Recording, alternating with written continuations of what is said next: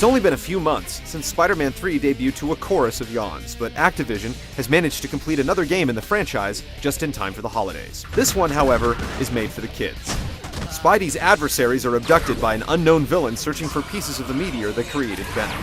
In his search, the evil mastermind sends forth an army of symbiotes, and Spider-Man sets out to stop them with the help of Nick Fury and a band of allies that he gains along the way.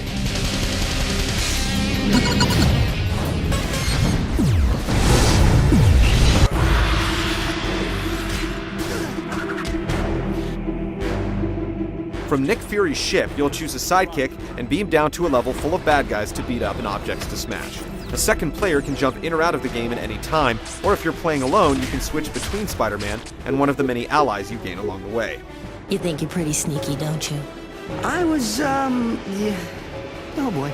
Friend or Foe's level structure is as basic as it gets. Each of the 5 locations contains 4 separate levels, and there's little to distinguish one from the next. You'll walk through an open area, encounter a group of bad guys, and then move on, finding an extra room here or there.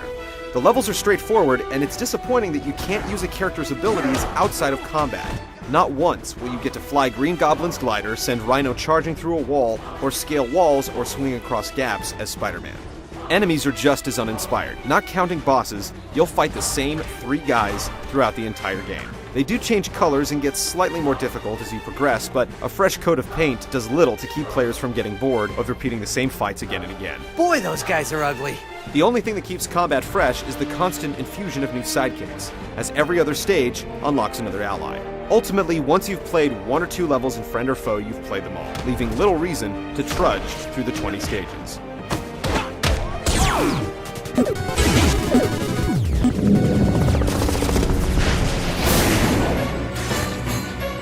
While there isn't much variety in the levels or enemies, Friend or Foe does have a fun combat system with 14 characters to choose from. Each character has basic attacks, grabs, and combos, and holding an attack button will activate one of your special moves. Special items also trigger team attacks that can clear out every creature on the screen.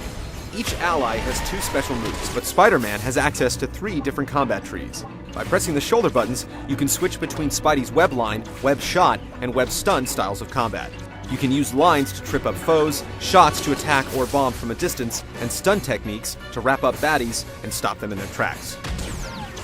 Each move in Spidey's arsenal can be upgraded between levels with tokens that you collect along the way. Each of the 13 sidekicks has a distinct fighting style, but unfortunately, the best picks tend to be the ones with moves that are easy to spam. Scorpion's beam can take down baddies from across the stage. Venom can stand in place and repeatedly unleash spikes into anyone that comes near him. And Black Cat can float above the fray, grabbing smaller goons from a distance and slamming them into the ground.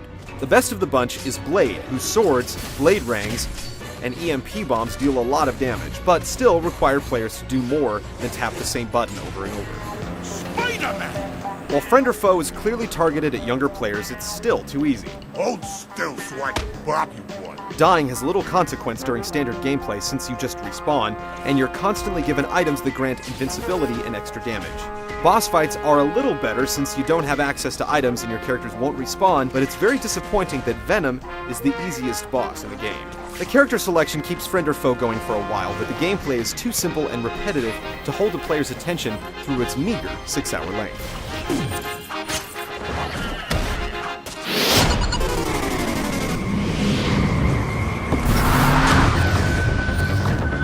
While the game is certainly going for a more comic book style, Friend or Foe clearly was not designed with next-gen graphics in mind.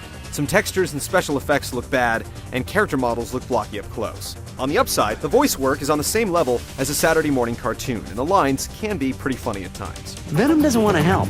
He wants to eat me alive. Curse you, Spider! Spider-Man Friend or Foe is an obvious attempt to rush a product out before mom and dad finish their Christmas shopping. While it hosts a great set of playable characters, it doesn't make the best use of them, and the recycled enemies, boring level design, and low production values make for a brawler that's simply uninspired.